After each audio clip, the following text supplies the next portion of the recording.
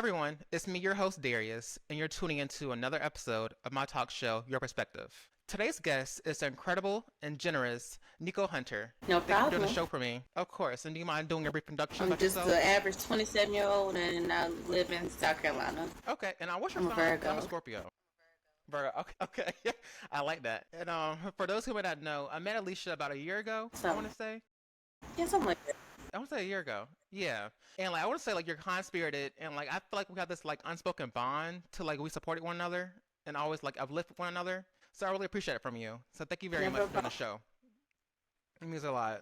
Of course. And today we're gonna be discussing dealing with generational stressors and generational trauma and like breaking a cycle. So before we get started, we're gonna play a childhood game. Have you ever played a game called Yes. Hangman before? Okay, so we're gonna play a fun game called Hangman. So let me see. Hold on. Screen. Give hmm me one sec. Come on. Okay. Can you see my screen? It's loading. Okay. Okay. Okay.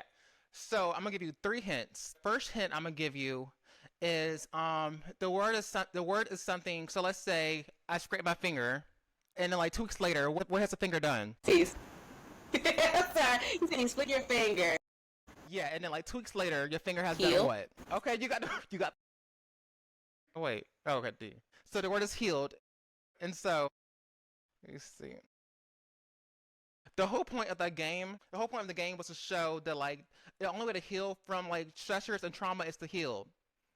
So like, I did like a fun like take on that game. So okay. So for those who don't know, a stressor is how can I put it? How can I put it? How can I put it? Oh wait. Also too. So usually I Uh-huh. ask guest questions. So instead of that, we're gonna like both give our perspective on like or both give our opinion on a topic of dealing with generational stressors and generational trauma Okay. and breaking a cycle. So and also too for the viewers, we're me and Nico are not licensed like therapists. We're giving our both only our opinions. So like I don't want to come off like like we're know-it-alls because we're not. We're just giving our own opinion of like how Well, to those break be the the cycle. ones right there. They said, they said, they know this and they know that. I tried it, it didn't work out. Well, baby, most techniques are for everybody. Right. Okay. Right about that. Okay. So some examples of generational stressors could be like society trauma passed down from parents, course discrimination, or pressure to achieve success in a growing job market. And as we all know, what we experience in our childhood and how we grow up have a huge impact for how we are as an adult. Would you like to add anything? Ooh, I went down a little rabbit hole just now. As far as You're fine. that, it don't even really start. It doesn't really stem from the parents. It starts actually from the grandparents and the great grands. Well, that's true. Yeah, that So I actually said the makes sense. parents, they just like a broken off part of their parents. And I feel like once it get down to them, they can either break or make the cycle. But then of course, depending on their generation, they're stuck. So then they Yeah. to their kids, and depending on what generation there is, either depending on the age group, like if their kids like in their 30s and 40s, or within my age group, teens or our 20s, that's like a hit and miss. Right. And then, like I said, how our parents or like grandparents affect, like how they do affect us. So, for example, let's say a mother grew up not knowing how to show love or emotions, and the mother never gave the child any affection growing up. So, like, believe it or not, what the mother has when they have a child, if the mother hasn't healed or went to therapy, that child grew up the same way the mother has and doesn't know how to like show affection or like show empathy. So that would partake in how they are as an adults, and that will like I would say, in my opinion, mess up how like their friendships are going to be, their dating is going to be, and like how they're going to see life. And I can as honestly relate to that. Like I grew up in the house with a single mother. Of course, I know my dad was, but that's a whole other conversation for a whole other day. I never knew how relationships actually work. I just know how a single woman works throughout her days and whatnot. And I tried to give love Right. on her level because of her past dealing and whatnot. Listen, I can relate because like I would say like how can I put it, not to bash my mom because my mom's a great mom, but like I feel like she could be better with how she is with her emotions because I feel like how can I put it, I want to say I'm not empathetic because I am, You actually but grew into that. yeah, so like it's hard for me to like if I hate to say it, but like someone's crying in front of me, I don't know how to like oh my god like what's going on, like You don't know how to respond I'm to not used to it. that. Yeah, like So let me yeah, guess, your I'm not mom, honest, yeah. no bashing or whatnot, but like, your mom's probably told you not to. Show emotions because like personally, cause I'm a man, so like like what am I mad for, like what am I sad for, But like get even over it, nowadays, per se. everybody is allowed to show their emotional side. So, it's them that does. Don't cry. What you crying for? What you? my arm hurts. Right. Your tail gonna be hurt. Like, Yeah. it shouldn't be like that. We should be able to express ourselves no matter what it is. We should. Cause I just feel like that's how, like, it's sad to say, but that's how society pretty much like paid us to be, to where we have to always be like, I would say like hardcore and like not like be human in a way, and I feel like it hinders a lot of like people rather than like helping us in the end. And I would But that's say, also part of breaking that part of the cycle. Like, not be able to show emotion at while we're kids. Of course, it's gonna be hard in our adult years, but it's also you gotta push yourself to do it. If it's there, it's automatically there. Whether or not we going to root it just to express it, or we just gonna keep it uncovered. But those going to end up being angry and they're horrible adults, but just out, I guess, enraged adults. yeah.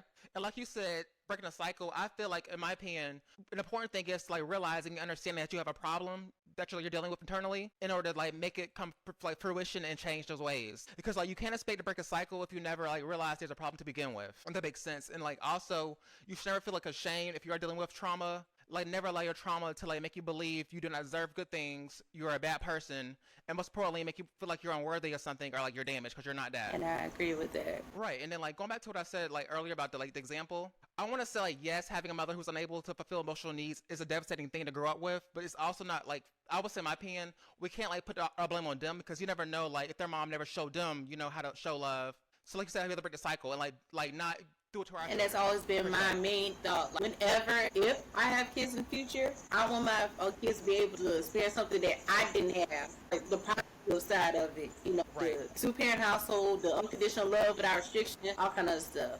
Right. Like creating an environment that we didn't have to make it better for them, per se. Yeah. So, I know you're fine. I'm going to do the same thing in my household. How you going to do the same thing and expect different results? Right about that. 100% I agree with that. And like some ways I feel like we can heal from our trauma are just like controlling how we react to situations in our lives and be more cautious of our behavior. So like we can also try to be like openly communicative with our family members that we trust, or like like seek therapy, because I know I have, and like I would say it helped me a lot with my emotions and how to express myself more. And also practice self-care, because that can go a long way, believe it or not. Yes, it does. Because all we can do for our generation is just like try changing our own narratives on how we were raised and choose a different path to take. Because I feel like our generation, we have like the tools to like do better than like our generation have. Because we have more like we're more perceptive to things. Like we have like technology to like get therapy, talk to people, outside people, to like do the work and do the change to make us better individuals. And I agree with that as well. Yeah, because like I can't say I can't blame the older generation, because like I said, it's not their fault. So like we don't know like how they were raised and like what they went through. So it's on us to like I said, change the narrative and break the cycle, so our children can like get the tools and the tools to like help be better for the next generation, for themselves. And that's how it's supposed. Once again, that's how it's supposed to be. The people in your circle, whether it could be an associate or a stranger you meet today, my thought process is to have that person feel better than how they felt today or yesterday, or to be better than who they was yesterday, not going back and being worse than what it was. Exactly. Because like it also doesn't help like to be like angry at the world, or like be bitter, because that's gonna only affect you. What's that saying? You can't drink the poison and expect one person to get sick. Like you have to like pretty much like do it for yourself and like make the change for yourself. So like I said, everything, I just feel like even though like stressors, like we come from like discrimination, stuff in the past, we can't change that, but like we can make it better for ourselves in the end goal. So that's all we can do. And before we conclude tonight's episode, do you have any final thoughts? Pretty much we touch bases on the majority of it. Just being more aware of who we are. That where actually stems from. Just sit down, look at yourself in the mirror, and think about, who am I, or who do I want to be? Do I want to be an angry person, or do I want to be this happy person? For you to be happy, it starts for yourself. Your parents can't make you happy, your partner can't make you happy, your kids can't make you happy, even your little dog. Your dog can't make you happy. You gotta be happy for yourself. That's where happiness come from. For yourself. You also, yes, but you also gotta work through all your internal problems. Like I said, if you got issues, sometimes it's gonna come up. Okay, I got anger issues. I'm depressed. Why am I depressed? Everything stems from something. And once you get out, once you get down to the root of it, it's going to hurt. I have plenty of days, plenty of nights. I've been there. Yes. But once you get to the end of that, or near the end of that healing journey, and it's like, okay, I can shit. I just wipe this one last tear off my face. I get this one quiver out my body. Yeah. I'm good. I'm great. You're right. I totally agree because like once you get to the destination of like like being healed and being like fully transparent with yourself, your like life will be so much better rather than like holding on to that guilt and like that resentment. Yes. Because it's gonna make you sick in the end. Cause Lord knows. Well, thank you again for doing the show. And like, thank you for inviting me. For doing this for me. Of course, of course. And thank you again for the viewers for watching another episode of Your Perspective. Have a good night.